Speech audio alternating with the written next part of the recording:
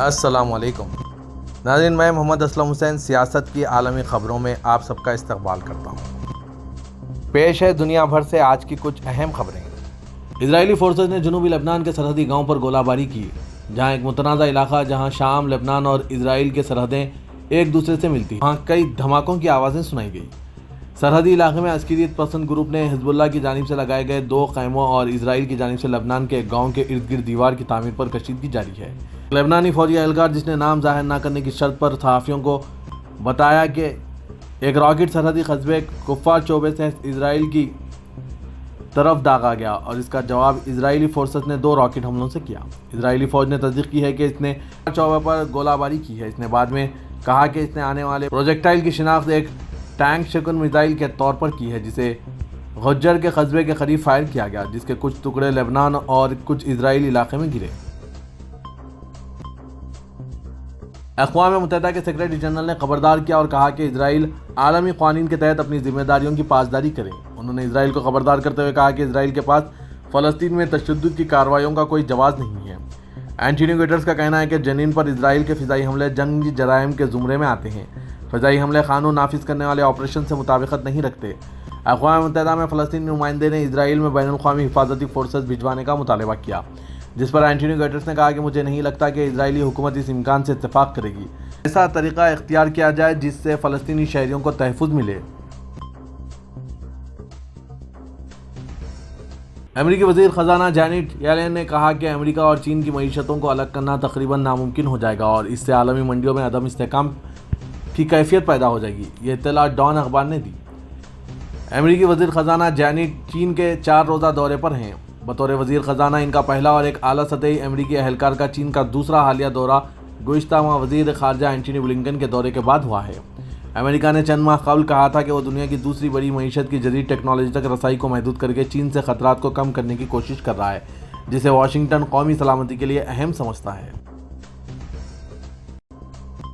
چینی صدر شی جن پنگ نے مشرقی کمانڈ تھیٹر کا معائنہ کیا اور فوج کو جنگی تیاریاں تیز کرنے کا حکم جاری کیا۔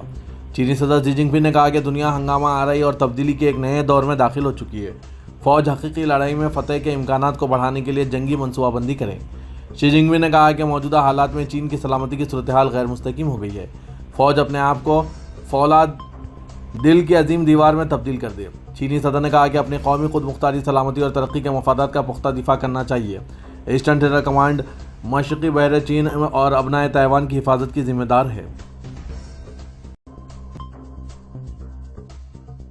یورپی یونین کے اداروں نے یوکرین کی مدد اور اپنے اسٹاک کے لیے گولہ بارود کی پیداوار کو بڑھانے کے لیے دفاعی صنعت کی کمپنیوں کو بطور گرانٹ دینے کے لیے 500 ملین یورو مختص کرنے پر اتفاق کیا ہے۔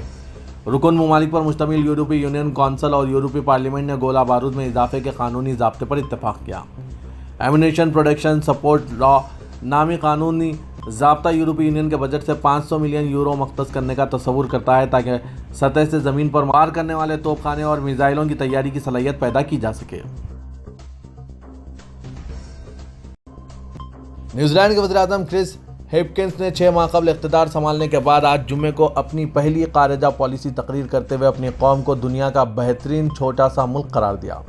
یہ تقریر یورپی یونین کے ساتھ ایک آزاد تجارتی معاہدے پر دستخط کرنے کے مشاہدے کے لیے دن کے آخر میں ہپکنس کے یورپ کے لیے روانگی سے چند گھنٹے قبل ہوئی، جو دنیا کی تیسری سب سے بڑی منڈی تک نیوزی لینڈ کی رسائی کو غیر مکفل کرے گئے۔ اپنے دورے یورپ میں ہپکنس کو لیتھوانیا میں نیٹو سربراہ اجلاس میں شرکت کی دعوت بھی دی گئی ہے۔ اپنی تقریر میں وزیر اعظم نے نیوزی لینڈ کی آزاد خارجہ پالیسی اپروچ پر زور دیا۔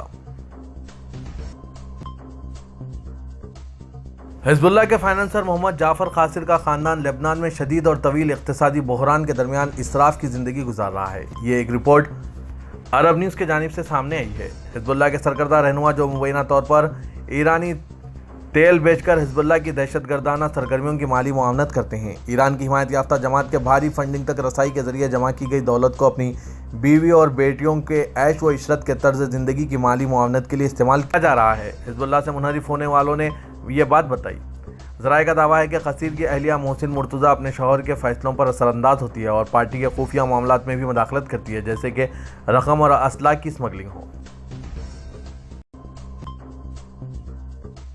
سعودی عرب میں سماجی کفالت کی سرکاری ادارے نے کہا ہے کہ ہمارے یہاں رجسٹرڈ 52% سعودی ملازمین کی کم از کم تنخواہ 5000 ریال ہے۔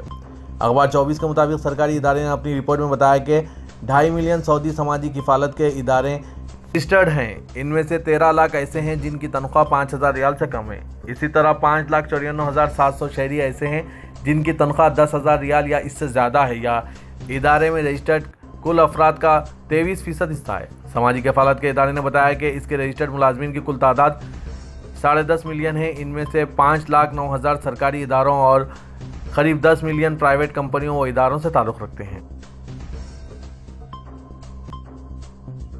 सऊदी अरब में इस साल हज सीज़न के साथ मदीने मुनव्वरा की ताज़ा खजूरें मार्केट में आने से इनकी तलब में गैर मामूली इजाफा देखने में आ रहा है। सरकारी खबरसां इदारे SPA के मुताबिक मदीने मुनव्वरा में नखलिस्तानियों से जून 2023 के शुरू में ताज़ा खजूरें मार्केट में पहुंचना शुरू हुई थी।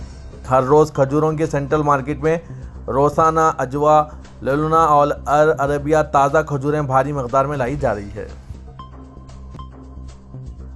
King Salman humanitarian add and relief centre ने charitable health society for patient care के साथ एक मुश्तरका ताउन के मुआहदे पर दस्तखत किए, जिसे अनाया भी कहा जाता है। हकीकत से बाहर रज़ाकाराना प्रोग्रामों को नाफिज करने के लिए ये अनाया जाना जाता है। इस मुआहदे पर रियाद में मरकज़ के सदर दफ्तर में शाही दरबार के मुशीर और केएस रिलीफ के निगरान जनरल अब्दुल्ला बिन अब्दुल अजीज़ और अनाया के बोर्ड ऑफ डायरेक्टर्स के चेयरमैन अब्दुल रहमान बिन अब्दुल अजीज़ अल सवेलम ने दस्तखत किए।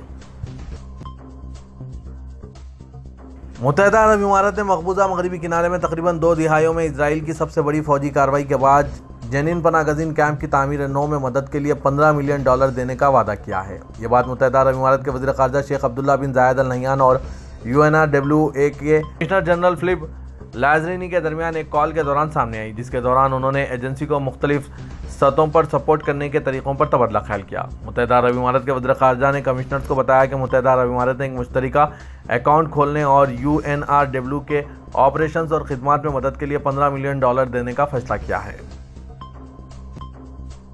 यूक्रेनी सदर ज़ेलेंस्की सदर अर्दगान की दावत पर तुर्की पहुंच चुके हैं। इस दौरे के दौरान इस्तांबुल में दोनों सुदूर बिल मुशाफा मुलाकात करेंगे। मुलाकात में रूस यूक्रेन जंग की ताज़ा सूरत हाल और अनाज राहदारी जैसे मौज़ूआत पर तबादला ख्याल किया गया।